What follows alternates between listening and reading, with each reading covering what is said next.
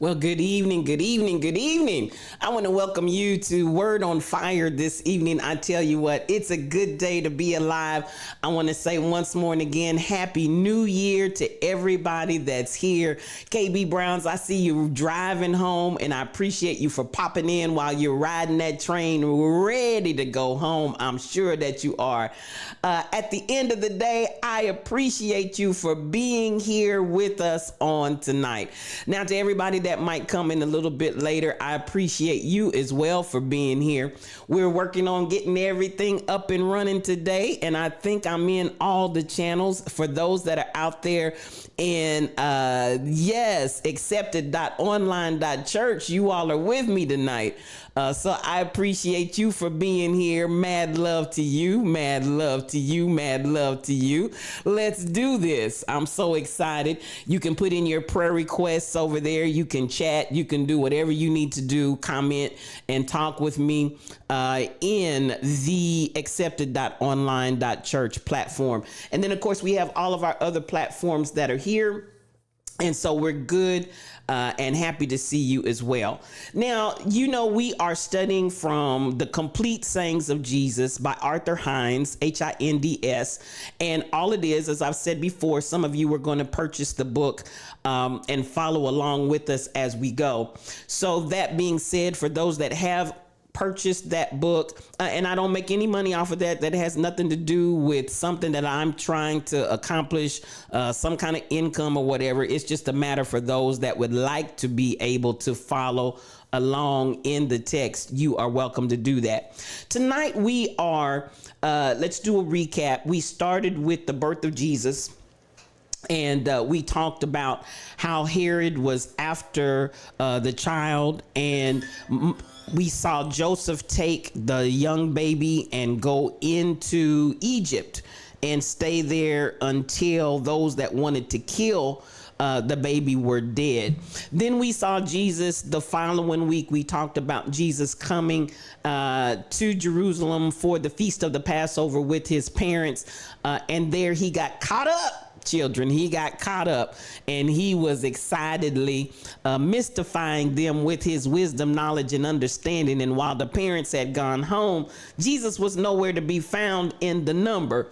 And we see him at the age of 12, and we talked about the reality that a bar mitzvah and a bat mitzvah takes place at the age of 13, where in the Jewish culture, that is the age of accountability, if you will, where those individuals are considered to be adult and no longer the parent's responsibility spiritually. Excuse me. And Jesus was not quite there yet at the age of 12. And he still, even though he was fully God, he was also fully man. He still had to abide by the constructs and confines of his natural life, which, again, he was born of a woman, just as any man or woman has to be. He was born of a woman, and we find him not trespassing in the earth, but he came into the earth the same way that every other man, woman, boy, and girl does, born of a woman. However, it was immaculate conception, because that was conceived of Mary, he was conceived by the Holy Ghost, seeing that she knew not a man. Then we see coming on and identifying Jesus after saying to his mother and father, "Wist ye not that I must be about my father's business?" Well, but you're out of order, because you're still under our direction. You're still under our care and accountability and responsibility. So we see no more of Jesus until after the Bible says, and Jesus went down to Nazareth, and the young child grew.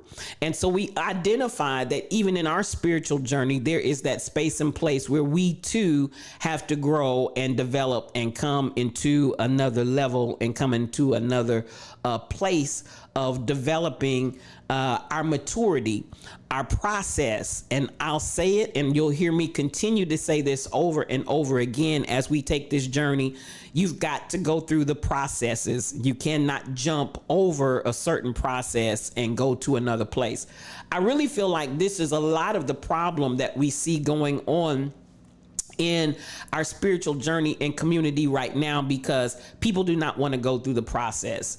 You have people that come in today and they are a star and a wonder today, having gone through absolutely positively no process, no maturing, no anything.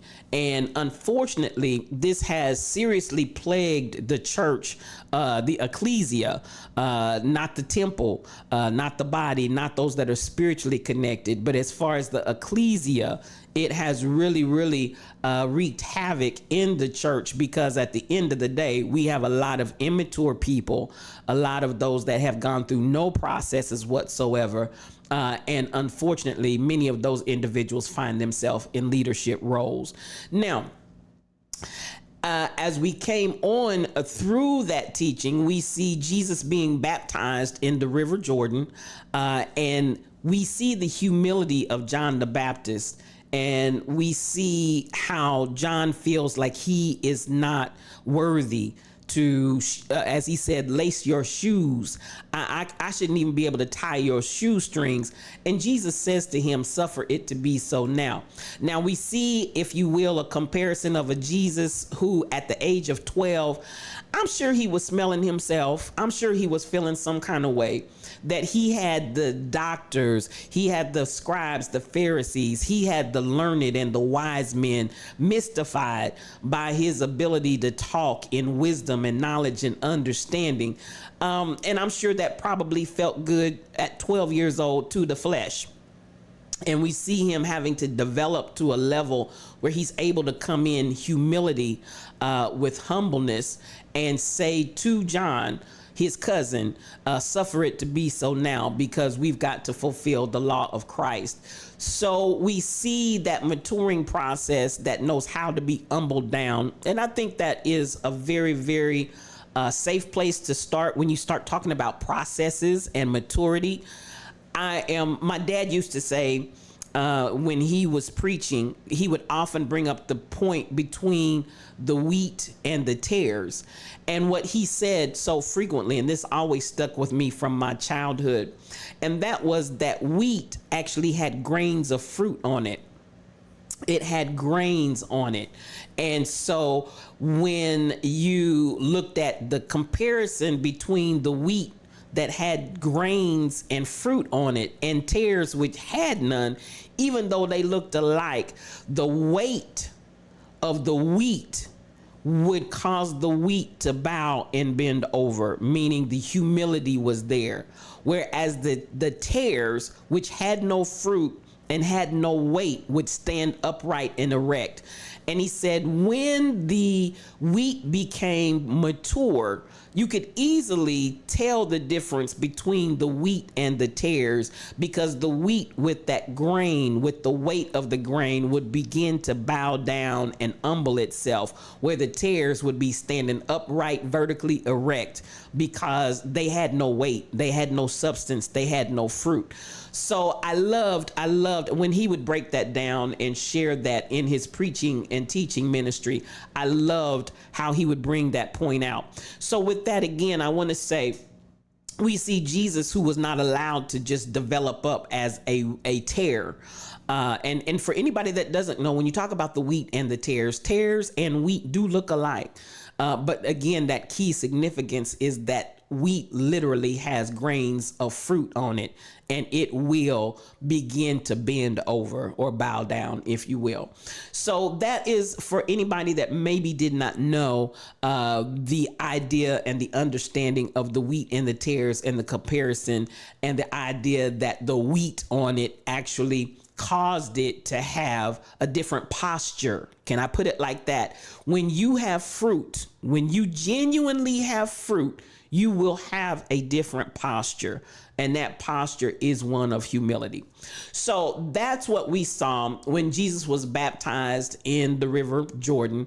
And of course, the Spirit of God descended like a dove and said, "This is my beloved Son in whom I am well pleased." Now, before Jesus gets out and about, and get started moving forth in his ministry, we see him after he is baptized, driven by the Spirit. And I want to emphasize that he wasn't just he wasn't just wandering and flapping in the wind. He was driven by the Spirit into the wilderness. Now, I do want to make this point as well, because I hear this taught erroneously often. And I think, because people don't have an understanding of the land and the lay of the land. And when they say wilderness, they envision this idea of almost like a desert. But a wilderness is just that. If you take the key word and the root, wild, W-I-L-D, you have all things wild out there. It's not just a matter of he's in some desert place, but he's literally in the wilderness. And I also want to emphasize that point as well, because when we talk about him bringing his flesh under subjection, it's not that he's not eating because he's in the desert where there's no food. I want to emphasize that, because sometimes we miss some critical points that make a difference in the telling of the story.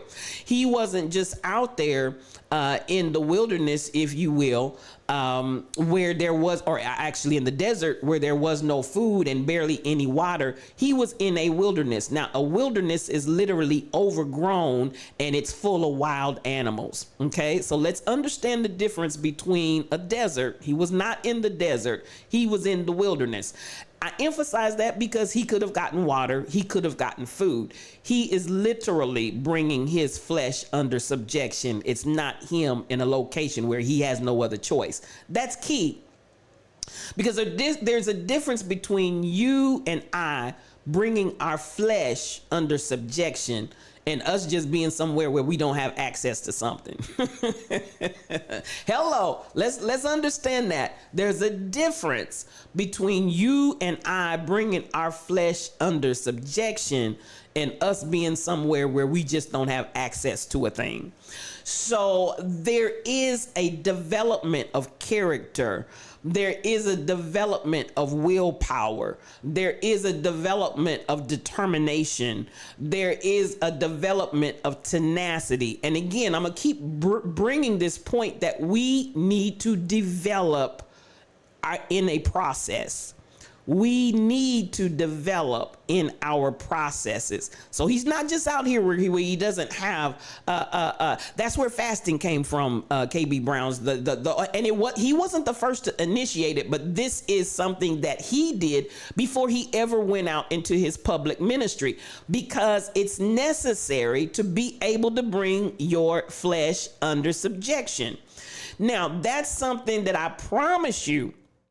In these days and times, KB, folks ain't trying to bring their flesh under subjection. Honey, flesh is out of control. Flesh is in control. Flesh is just fleshing.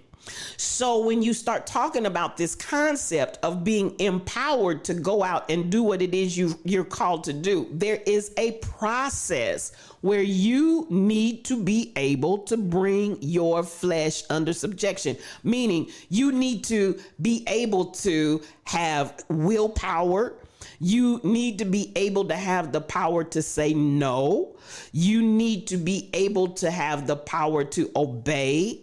You need to be able to bring yourself into a place where you are not controlled by your lusts of the flesh, but you are able to control those lusts.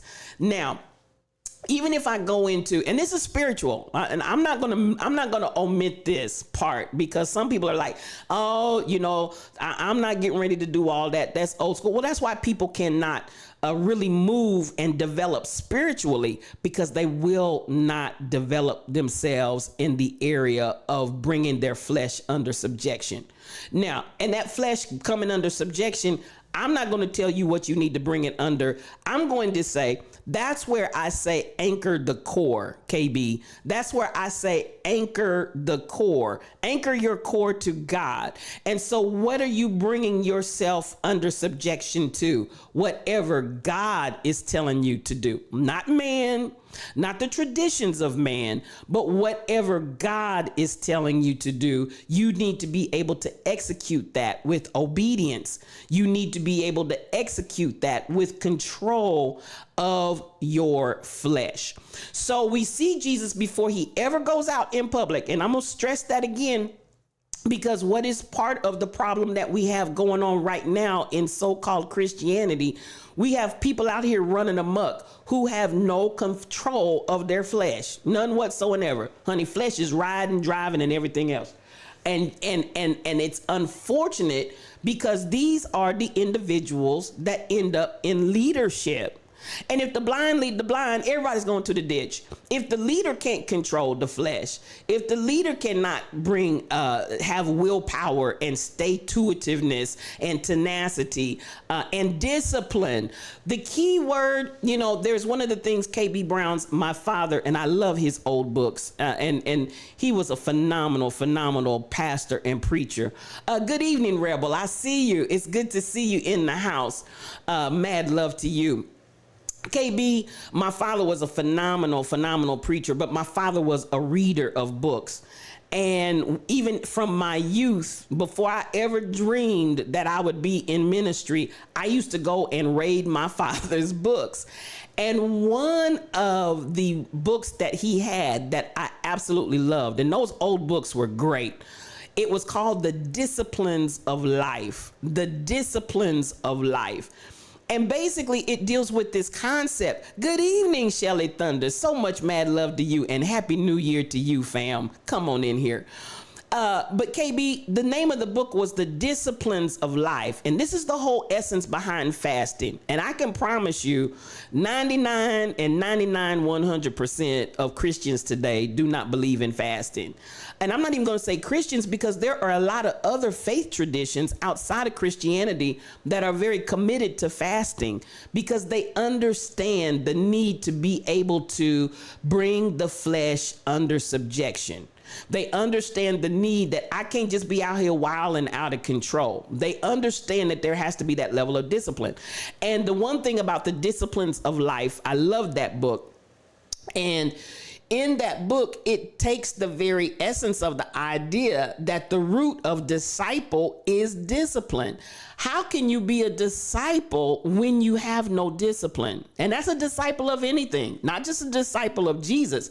But again, as I said, there are many faith traditions that move and operate in fasting.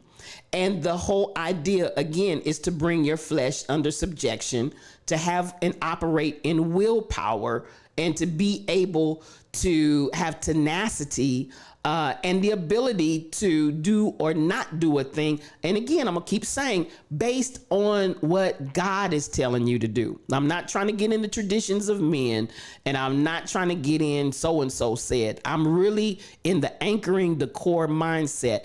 I'm connected and communing with God. And I'll tell you this, KB, and I appreciate you for asking that question. I, as a young person, now our church had a fasting ritual. We had days where we fasted, and that's fine and that's good. I don't have anything negative to say about that.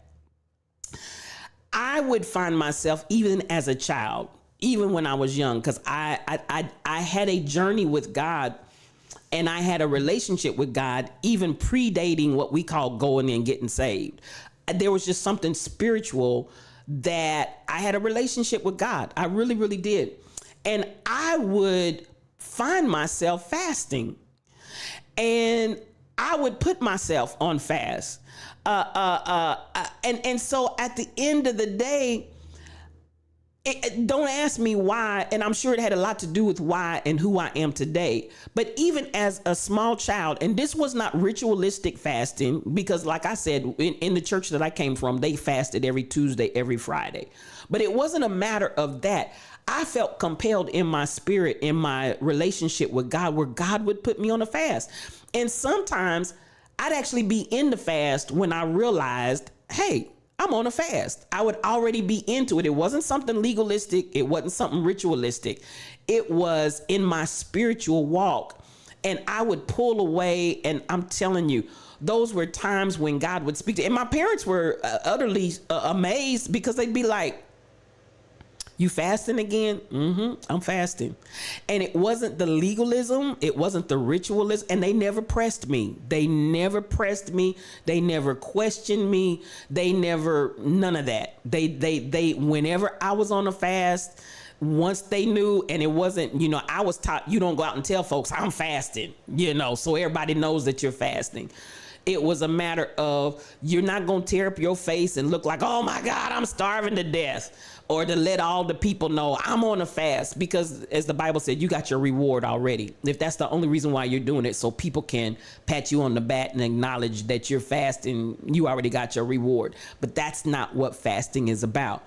So I'm telling you, when I look back over my life and I see how there have been mental toughness, times where I had to have mental toughness, times where I had to have spiritual tenacity, times where I had to really, really press for my life, press. I can attribute a lot of that to the discipline of fasting. I really, really can. And so at the end of the day, there's something that is developed, and it is also a spiritual connection. It's not just doing without food, because I'm not the type, I don't get hungry. So it's not like, oh my God, I'm about to fall out and faint, I got to eat. That doesn't faze me. But it would always, and let me say this, even to that, as a child, I love TV. I love the telephone.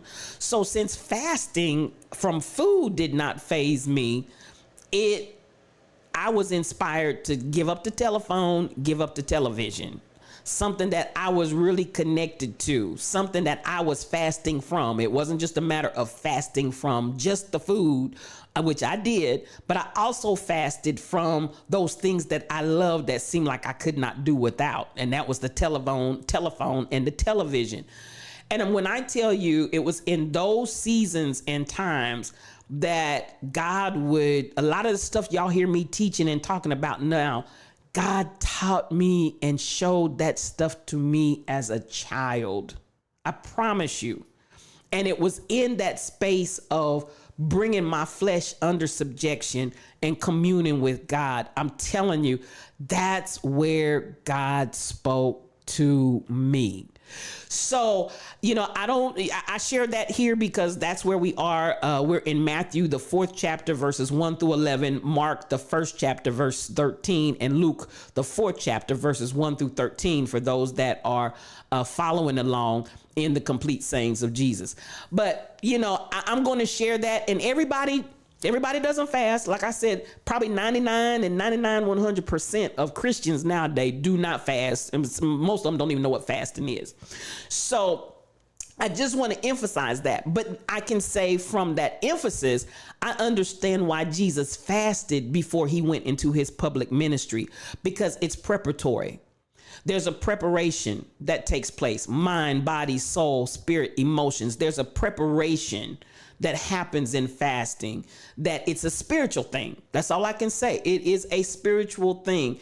And for those that engage in it and have done it not for people to know and not out of ritual, I'm telling, yes, you can actually fast from Twitch. You can fast. And Rebel, I'm glad you said that, because a lot of times you just realize without even paying attention. And that's what I want to say. That's the fast that God has called, not the ritual, not because somebody said so, but I promise you, there were time after time after time that I was into the fast in the spirit before I even realized I was fasting. And I promise you, that's the truth.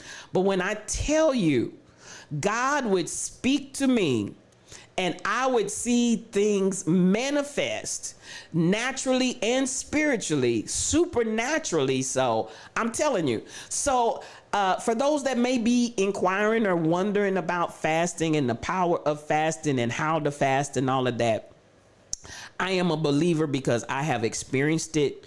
I've experienced the power of fasting. I've experienced the power of my ministry in fasting. And again, not in ritualism, and not so that people can know and I'm face all tore up and I'm, no. It is a spiritual thing. It's a spiritual connection. And as Rebel said, you can actually be into it before you unknowingly, before you actually realize that's what's going on. But one way that I will tell you, God will begin to speak to you. Just like here, if we look at Jesus, when Jesus was led of the Spirit into the wilderness, to be tempted of the devil, to be tempted to live backwards. I say EVIL is LIVE backwards. When he was tempted and when he was driven by the Spirit, and I'm gonna make that point again for those that came late. He wasn't in a desert where there was no food and water. He didn't have the opportunity to eat and drink. He was in the wilderness. The wilderness is overgrowth with wild animals and everything else there. That's what a wilderness is. Don't confuse the wilderness with the desert. The desert is no opportunity, limited food, limited water. That was not the situation. He was in a wilderness where there was an overgrowth and all kind of wild animals out there. So he had opportunity to eat if he wanted to, but that was the discipline. He was in the wilderness for 40 days and was with the wild beasts. And I want to underscore that because that's why, again, because I've heard this preached so incorrectly, like Jesus was out there in the desert. It was not a desert. It was a wilderness. And even the emphasis, he's out there with the wild beasts and the overgrowth. In those days, he ate nothing. And when he had fasted 40 days and 40 nights, he was hungered. And then the tempter came to him and said, if you be the Son of God. So this whole essence of trying to prove yourself. Listen, deliver yourself from the expectations of people and trying to prove who you are to the people. No, ma'am. No, sir. I don't care if they don't believe on you. I don't care if they call you Beelzebub and everything but a child of God. I had one that came out of my ministry that left my ministry telling folks I was a witch and I was this and that and the other.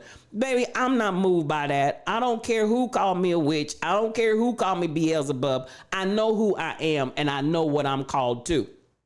And you will have these places where you're challenged on whether or not I'm going to prove myself. If you be the man of God, if you be the Son of God, you live by every word that proceedeth out of the mouth of God. So you say, I want you to command these stones to be made bread. And Jesus answered him, man shall not live by bread alone, but by every word. So he's manifesting. And again, I'm not going to give into the flesh.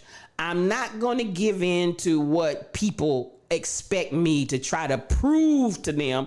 And I tell people in a heartbeat, y'all can accuse me of lying. I don't have nothing to say. Y'all can accuse me of this. You can accuse me of that. I'm not going to waste my breath because I have nothing that I have to prove to you. The only person, the only entity that I'm concerned about when I walk this journey is knowing that God knows me and that I'm in right standing with God. I don't have to worry about whether you believe me or not. And I'm not going to, my mother used to say, I'm not going to waste my breath because I'm going to need that breath one day. And I wish more of you would take that position because we spend so much time, energy, and effort trying to prove to the people. And they already believe what they're going to believe. Ain't no need in you wasting your breath trying to prove anything otherwise because the more you talk, they still going to believe what they believe. Jesus had that position of, I know who I am. And I live by every word that proceeds out of the mouth of God. So yes, I'm hungry, but I'm still disciplined. Yes, I have not eaten, but I'm still disciplined. Yes, my flesh wants to eat, but listen, I'm going into a bigger picture. There's something bigger here. I'm not going to limit and restrict myself by giving into my flesh. So then this is what the tempter comes in Jerusalem, the holy city, on a pinnacle of the temple. Yes, a high place. And what did I say about the wheat and the tares? The wheat, as my father used to teach, the wheat that has grain and kernels of fruit on it, the wheat is going to bend over where the tares are going to stand upright. So this whole haughtiness, this high place, who am I? And I want to show you who I am.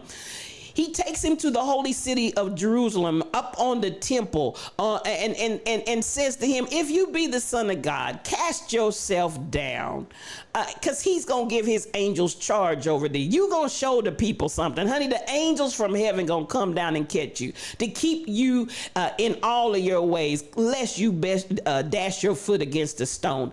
So at the end of the day, this whole idea of almost like, I'm going to show myself how mighty I am. I'm going to lift myself up in my ego. I'm going to lift myself up in my attitude. I'm going to lift myself up. And at the end of the day, let the people see me. Let the people see the angels come down and catch me up. You know, and this part where it seems so, hey, stirs the soul, worthy Wednesday to you, my brother, nothing but mad love. It's so unfortunate that people put so much stock in what people think of me and trying to prove themselves in front of the people. Baby, we ain't got nothing that we got to prove in front of the people. We do not have anything that we need to prove in front of the people. And getting caught up in haughty and high-minded to try to prove who we are and what are we. Because I'm going to tell you what, while you caught up in all of that energy, you're going to make a fool of yourself and embarrass yourself in front of the people. Because I promise you, just when you get high and lifted up, that's when you're going to come off looking silly. My mother told a story of, and this is a true story, it's not a made up story. There was a preacher that would make fun of all the other preachers when they would preach. He would sit in the pulpit, and even during and after the service, he would make fun of the preachers. Well, the time came for him to preach, and he got up and he's going forth. He's, oh my goodness, he's tuned it up. He's reading from his manuscript. And long about time that he lifted his ear to squall a good one, all of his papers flew off that lectern. All of his papers flew off that lectern, and he was trying to pull himself back together because he didn't know what to say next. He didn't know his notes. He didn't know nothing. And she said, he stood there and he said, brethren, I done failed. And one of the preachers, now this is where it gets a little ugly. One of the preachers that he had mocked and laughed at in the pulpit, my mother said he went right up in his face and pointed his finger in his face and laughed him to scorn. And at the end of the day, even though that may have been some ugly behavior, come on, Jonna. It was the wind versus the words. She said that man said, brethren, I done failed. He gathered his papers after the other preachers laughed him to scorn and went and set his happy tail back down in the chair. Now, I'm saying that, listen, he got his papers. You understand what I'm saying? He got his papers. And this is the whole thing, because we're not here to try to impress other people. We're not here to try to make ourselves look like we're all that in a bag of chips, because you will get gone with the wind. Stirs, it was gone. That was the end of that mighty sermon right there. And at the end of the day, it was an awesome lesson in humility. And frankly, my dear, yes, Stirs, yes. So at the end of the day, this whole element of why we feel that we're in competition, why we feel that we have to impress people, why we have to make ourselves look like we're so, as my aunt used to say, how great thou art. That's what a lot of people are singing to themselves. How great I am, how great thou art. And they singing it to themselves in the mirror. No, ma'am, no, sir. So, and at the same time, when I understand there are seeds of greatness in me, but I'm talking about arrogance. I'm talking about narcissism. I'm talking about attitude of feeling condescending ideas and behaviors and making fun of other people and mocking them. It's going to come back to bite you in the butt every time. And so at the end of the day, we see this same element. Come on, Stacy 546. So much love to you. And thank you for that resub, because we're building something. So, these are the ways we talk about, well, we see this with Jesus, but how does that apply to me? How can I practically apply that to my life? When you see these kinds of behaviors, and when you see, and those attitudes that we all have to watch, if there's something in me that wants to be puffed up, that wants to, hey, everybody look at me, everybody see me. I do say take up space. I do say shine your light on them, but it's your energy and your attitude. It's your energy and your attitude. What kind of energy and attitude are you coming with? If it's arrogance, that's foul. It's foul. If you are stuck on yourself and narcissistic, that's foul. So, but there is a difference. There's a difference between being sure of yourself and a difference between taking up space, and a difference between being self-confident and people that have a foul spirit. I promise you, there's a huge difference. Once I stepped off the track, I stopped trying to keep up with everybody. Come on, stirs the soul. Because at the end of the day, it's not about a competition trying to keep up with anybody else. It's just not. So I hope that is something that you can take to heart, because at the end, thou shalt not tempt the Lord thy God. Don't tempt me with trying to prove nothing to anybody. And I'm gonna say this even to this. Come on, DJ Armand, so good to have you. The Pharisee mentality will lead you wrong every time, KB Browns. That Pharisee mentality. DJ Aurora Onyx Heart, mad love to you. Come on in here. I want us to understand your attitude is everything, people. Your attitude is everything. Yes, I do want you to take up space. Yes, I do want you to be self-confident. Yes, I do want you to know that you have seeds of greatness all in you. But at the same time, I also want you to understand none of us are better than anybody else. It's not that attitude that I'm better than you. I'm more than you. I'm more spiritual than you. Listen, all of that madness, let's leave that. Let's leave that behind and move on to another place. Then again, we see the tempter coming and saying, listen, I'll give you all the kingdoms of the world and all the glory will be yours if you just bow down and worship me. And this part, this in 2024, and hear me when I say this. This is where I want to go with this. Your attitude will definitely determine your altitude all day long, stirs the soul. You better come on with that. This is where I want us to come to a point where stop allowing people to lord over you where you're bowing down to them. Hear me. Stop allowing people, I don't care who they are and what position they hold in your life. Stop allowing people to make you bow down to them. Hear me. I'm going to say this in relationships of all kinds. I'm going to say this, at the end of the day, I'm not getting ready to bow down and worship nobody. And so, what did Jesus say? Listen, other than the Lord thy God, he's the only one I'm serving. So when you come at me with that rank energy of trying to bring me under your subjection, trying to bring me down low and put me under your finger and put me under your foot and make me serve you, and no ma'am, no sir. So this is the place even where I say to people of color, no ma'am, no sir. We not serving anybody but God. And at the end of the day, you're not going to bring me down low and make me bow down and scrape. No, I'm not getting ready to do that.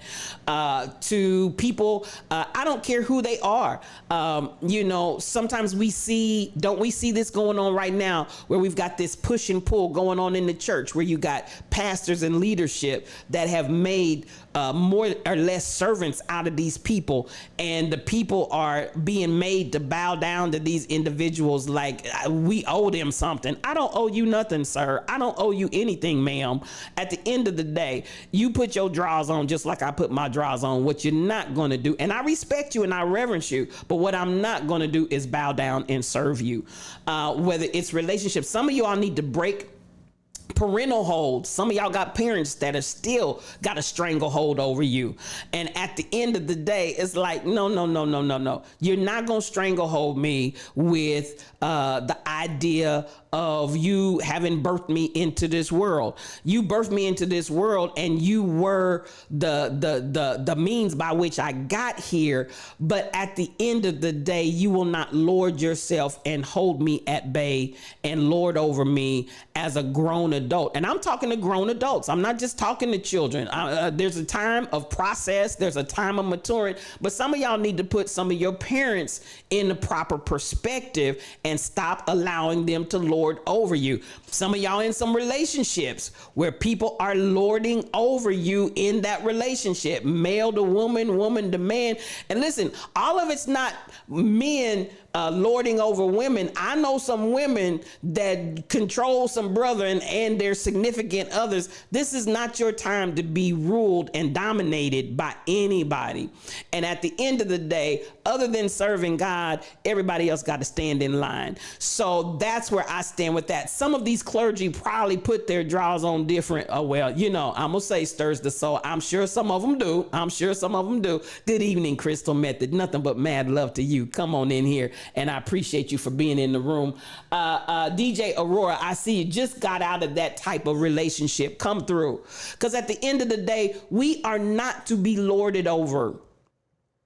We are not to be controlled, manipulated, and dominated. And this is the thing. When you start branching out and you start trying to, listen, Jonna CPW is in here. And she sent me something that has, for years, ever since she shared it with me, has been a blessing to me. Stop setting yourself on fire to keep other people warm. Hear me. I told you 2024 is a year that I do want you to focus on yourself. I do want you to focus on your gifts. I do want you to focus on taking up space. I do want you to focus on shining your light on just letting your light shine. But at the same time, some of you need to stop setting yourselves on fire to keep other people warm. And stirs the soul. This is exactly what preachers are doing from the pulpit. They got their congregations and their membership like pigs with the nose ring. Because I'm gonna tell you, that was one thing that my father raised pigs. So that's what I'm used to. I'm used to the pig pens. And one of the things that I used to watch was when my father and my grandfather would take that utensil down there and they would pierce that pig's nose with that nose ring, because pigs had a tendency when the fences would fall down and they'd run off. The only way you could get those pigs to come back home many times, excuse me, the way we got them to come back home after they had run off from the pig pen, when they got out, as we called it, when the pigs got out, baby, all you had to do was get that nose ring and pull that nose ring. And honey, I don't care if it was a sow, I don't care if it was a boar, I don't care if it was a piglet. When you got that pig by that nose ring, that pig was gonna go wherever you went and wherever you pulled that nose ring. And that's what many preachers, that's what many people in relationships, some of you with your family members, close and extended, they got you with that nose ring, baby. They got you with that nose ring, and they know how to push your buttons. They know how to manipulate you. They know how to get hold of that ring and lead you wherever they want to take you. You don't believe authority exists between spirits. Come on here, but correct me. I'm with you. Listen, at the end of the day, look at Jesus and God. For those that want to look at the Trinity, stirs the soul. You got the Father, Son, and the Holy Ghost. At the end of the day, you don't see them in a power struggle. You never see the Father, the Son, nor the Holy Ghost in a power struggle. It just doesn't happen, because you understand co-equal. You understand coexistence. You understand no one has to assert or put themselves over somebody else when you're secure and you know who you are. Nobody has to be the greater and the other the lesser. You do not have to diminish yourself to make someone else shine. No, ma'am, no, sir. And if you find yourselves in situations where you've got to be less than, I'm telling you, that is the equivalent of the adversary and the tempter telling Jesus, I'll give you anything you want if you just bow down and worship me. I'll give you anything that you want if you just do what I tell you to do. I'll give you anything that you want. And at the end of the day, it's a game and a lie. Can I say it again? It's a game and a lie. Because no, they're not going to give you whatever you want. They're going to control you, manipulate you, and dominate you and get what they want from you. And then they're going to go on about their business. And at the next time, they're going to come back and pull that ring like, come on, KB Browns. And that's exactly what we used to do with the pigs. And I want you all to get that visual very clear. If you've never seen pigs with those rings in their nose, that's exactly why my father and grandfather and them, I would remember, and you talk about the squealing that would go on. You always knew when it was a day after we got a fresh number of pigs and hogs, or babies were born and they were at that point where the little piglets needed to be get that little ring in their nose. Oh, you talk about the squealing that would go on when they put them in them stalls and ran that ring through their nose. But once they got that ring in their nose, you could control them completely and entirely with that nose ring. I want us to understand that is not what God desires or has designed for anybody. You are not here to be manipulated, controlled, dominated, or run.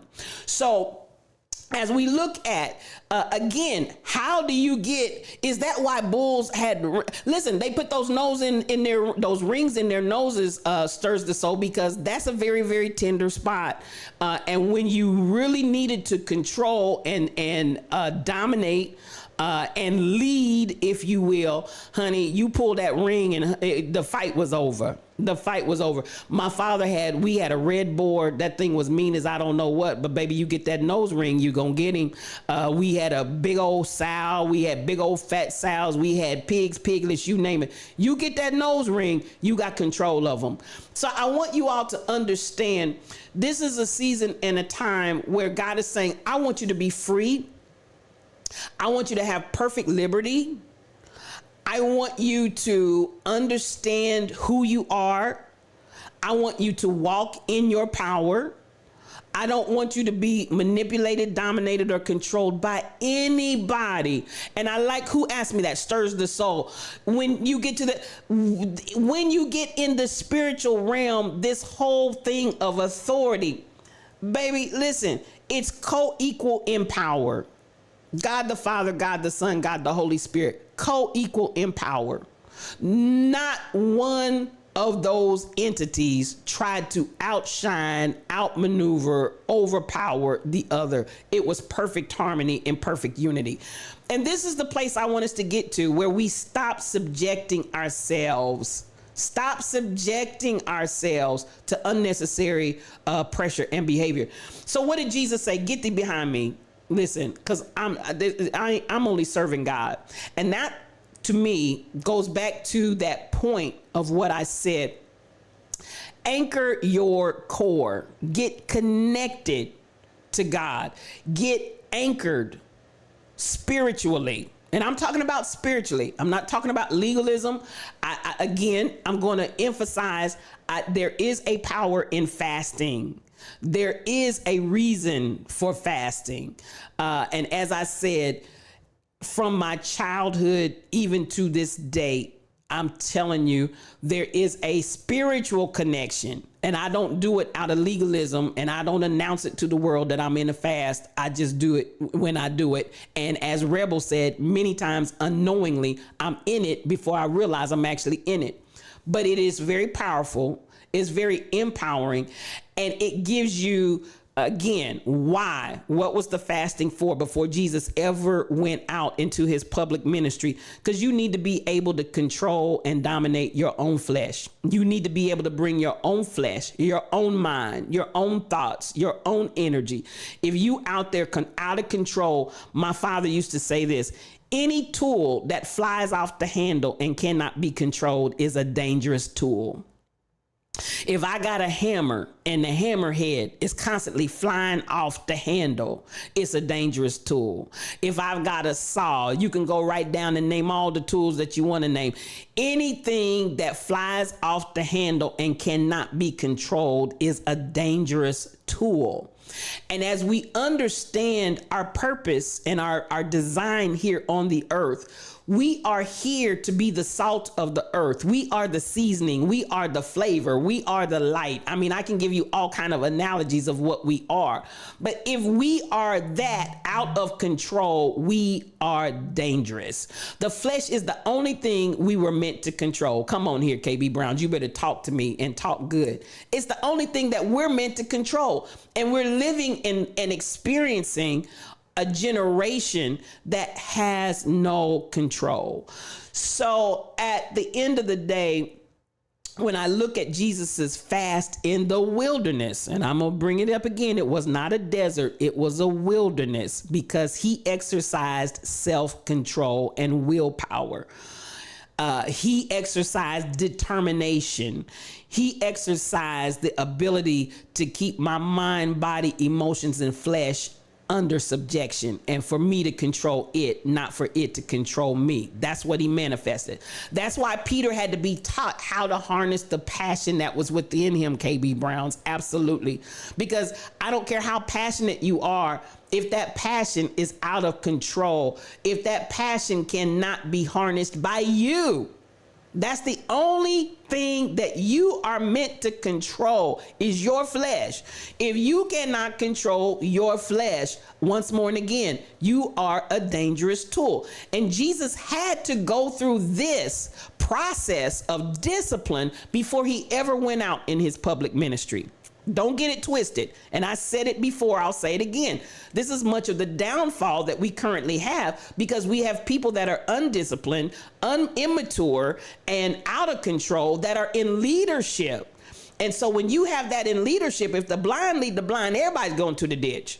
So at the end of the day, before Jesus stepped foot anywhere to work one miracle, before Jesus, what did we see? He humbled himself to allow himself to be baptized by his cousin John. Then immediately he was driven. Again, he humbled himself. I'm going to keep saying that. Humility. Because that's one of the indicators when you are not mature and you're out of control, you lack humility. So he humbled himself and allowed himself to be baptized by his cousin John, and then was immediately driven out into the wilderness to learn how to bring his flesh under subjection before he ever went out and worked one miracle, healed one body, or preached one word. After Jesus had proven himself and the ability for him to control his own flesh, his own mind, his own thoughts, his own urges. Once he had done that, what was the last verse? Then the devil left him. You got to pass the test. You've got to mature. Am I talking to anybody? There's a scripture that says, resist the devil and the devil will flee from you. And again, when I talk about evil, E-V-I-L, it's L-I-V-E backwards. E-V-I-L is L-I-V-E backwards. When you get to a point where you are maturing and you are developing and you are growing and you're going through the necessary processes without trying to jump from first floor and the next thing I want to be on the 10th floor, how great I am, how great thou art. No. You got first floor, then you got the second floor, then you got the third floor. Then you might even have a mezzanine. You might even have a landing before you get to the next floor. But you got to go through the processes. You cannot just jump from here to there. And herein lies the problem of modern spirituality. We do not want to go through the process, but you have to. You have to.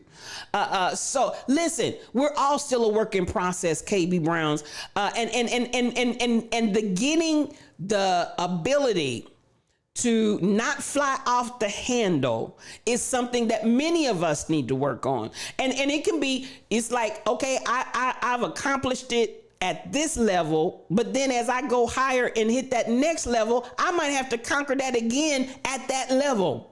And then I may conquer it there, and then I elevate, and then I might have to conquer it again on the 4th floor, and then get to past the 4th floor, and I go through all the steps, and then I get to the 5th floor, because at that level I have to learn how to subdue it at every level, lest I shipwreck, lest I get out here and get toe up from the flow up.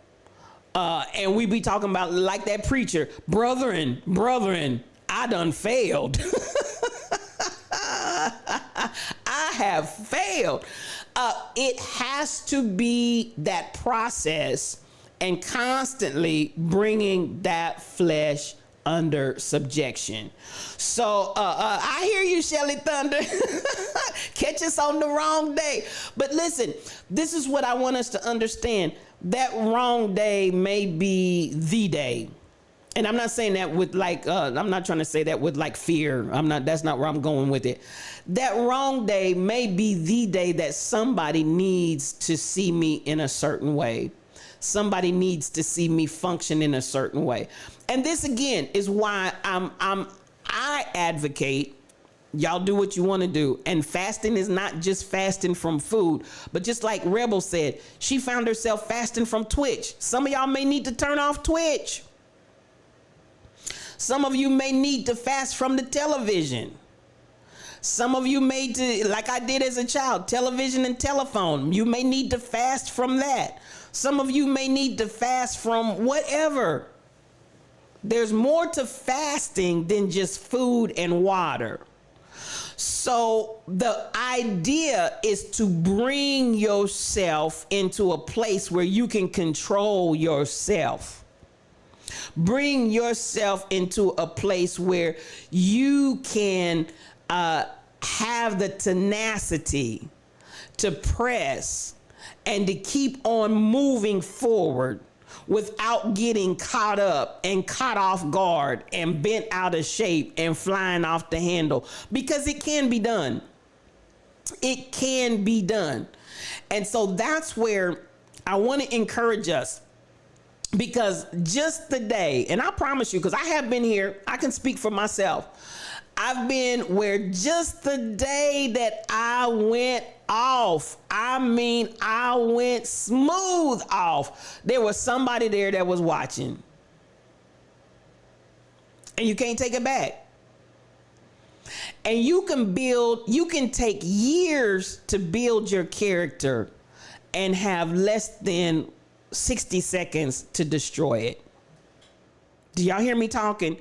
You can take years to build your character and take less than 60 seconds to destroy it. And I'm talking about, hey, come on. I'm trying to tell you, KB Browns, I'm not playing with y'all. This is real talk, because probably my temper and my patience are my two areas for opportunity. And that ability, KB Browns, to catch myself flying off the handle is always my area of opportunity. But I promise you, just like my dad said, when that hammerhead flies off the handle, do you realize how much damage that hammerhead can do? loose off the handle. Do you understand the words that are coming? When that hammerhead flies, and God forbid that it's a sledgehammer, because honey, sometimes listen, KB Browns, but Joanna G, good evening to you. Good evening. So much love to you. There have been times, KB Browns, where it wasn't just a regular old hammer, it was a sledgehammer. And that joker got loose. That sledgehammer got loose. And you talk about folks being devastated. And that's the part. That's the part that at the end of the day, even though I say that and I laugh, there's still that grieving part that somebody got bludgeoned by that sledgehammer head that got loose from me. And I mean that sincerely. There are times my heart is grieved. My heart is grieved for the times that my sledgehammer head got loose and folks got bludgeoned. And many times, this is the thing. I want you all to think about this in the way that I'm saying it. And I'm using this analogy because I want you to see it. More times than not, it's the innocent people that are standing there that get bludgeoned. Do you understand the words that are coming to my mouth? Didn't somebody say, my rod and my staff stirs, but not to beat them down, not to beat them down. So, you know, and hear me when I say this, more times than not, and I want you to think about this, because it is, you know, some of us may need to fast from some of the words that come out of our mouths. I mean, I'm just saying. It's usually an innocent bystander that's close to you. Hear me when I'm using this analogy. It's an innocent bystander that's standing too close to you that ends up getting bludgeoned by that sledgehammer head that done flew off the handle. And they're just innocently standing and supporting you in your space. So I want us to think about that. I want us to think about that. We all have to watch our mouth all the time, Stacy 546. We have to watch the fruit of our lips and what comes off our tongue, because once it's released, you cannot take it back. And that's just the truth. Once it's released, you cannot take it back. So as we talk about why Jesus went out and was driven into the wilderness, because all of that had to be brought under subjection before he went out and started dealing with the people. Otherwise, it would have been a hot mess. You understand the words that are coming? If Jesus had gone out ill prepared and not having brought his flesh under subjection so that the devil leaveth him, as the last verse says, it would have been a hot mess. So at the end of the day, I want us to really pay attention. Oh, is that the one reason? Oh, so much love to you. I can't start the whole thing from the top, but I will put it out there. And I got Xccepted.online.church. I got the right stream. I got everything in correctly today. So it actually is streaming out there. I will put this on demand in Xccepted.online.church so that you can watch it, as well as some of you have asked about this past Sunday's sermon. I'll also put that on Xccepted.online.church as well, so you can go out there and watch the replay. Now, I hope that you all have been blessed by this teaching. This is Jesus in the Wilderness. Again, I am teaching from The Complete Sayings of Jesus by Arthur Hines. And you can go out and get the book if you want to. I'm not making any money off of that. I'm just saying, if you want to follow along, this is the text that we're using, is The Complete Sayings of Jesus by Arthur Hines. Arthur, Arthurhinds is the words that I'm saying if you want to get the book. Now, KB Browns, the tongue has the power of life and death, and those who love it will eat its fruit. Come on with that word. I appreciate that. Anybody that has questions or comments before I get up out of here, because this is a Bible study, and I do want you all to be able, you all have been talking and engaging the whole time, and I appreciate the input that you've been putting in. Come on, KB Browns. Thank you. God is doing this. I appreciate you. So at the end of the day, for anybody that has a question, I do appreciate the questions about fasting that were put in. There were some other questions that were put in. I appreciate you all. And to those that ask questions, let me ask you, did I answer your questions? For those that ask questions, did I answer your question, or did I leave something unclear or unexplained? Let me know before I get up out of here. Did I answer the question? Come on, the gift, Nathan Lamont. I love me some you, baby. I love me some you.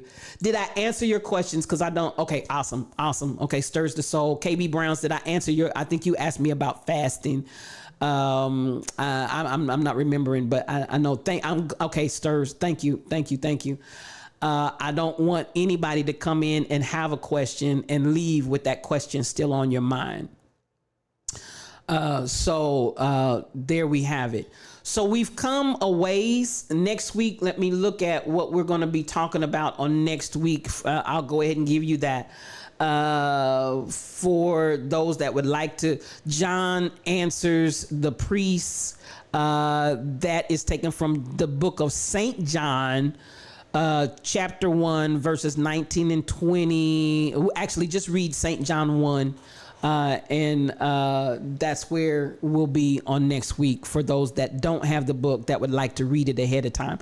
You would do real good if you would chat. Excuse me. Come on, KB. Listen, we keep each other. We keep each other on track because you guys are just as much a blessing for me as I hoped that I am for you. Come on in here, MCPA 12, 6 o'clock on Wednesday nights from 6 o'clock to 7 o'clock. And I think I am at my top of the hour. It's 7:03, so we're right there at the time. I will put it, because I did get it. Thank you, Lord. I did get it. It is recording in Xccepted.online.church, and I will put it up again for on demand for those that may want to go to Xccepted.online.church and pick it up on demand. I will queue it up where you can see it over there again. This has been an excellent teaching. It's been an excellent class, excellent journey with you all, excellent questions, excellent input. I appreciate you all. And so I hope that this is blessing you, and we're going to continue on. I will be back Sunday afternoon at 2 o'clock p.m. 2 o'clock p.m. We'll be on Xccepted in the experience, and we'll continue on. I'm talking about self-aware. We talked about AI, artificial intelligence. And what are we calling artificial intelligence? Any intelligence that is not truth, that is not fact, that you have been taught or embraced as a fact over your life. And I want you to become self-aware. That's what I'm teaching on the beginning, this first quarter of the year, becoming self-aware. So I am going to be coming back on Sunday. As a man thinketh in his heart, as a woman thinketh in her heart, so are he and she. We're going to be taking that to another level, and we're going to be developing that thought. Come on, Michelle. So much love to you. It's good to see you. I love you all. I absolutely positively do. To everybody that's here on tonight, I appreciate you. I hope this Bible study has been helpful to you. Please do not find yourself like that preacher. Brethren, I done failed. Let's just live life, be us, but do not be dominated. Do not be controlled. Do not be manipulated by anybody. And walk your walk, talk your talk, and live your journey. And let's do this. I love you guys. I love every last one of you. Nothing but mad love to you.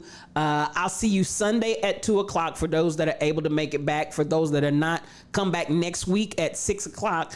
I try to start Bible study promptly at 6 o'clock so that we can get in as much as we can of the scripture and ask and answer questions. I love you guys. Have a great night. Peace for your journey.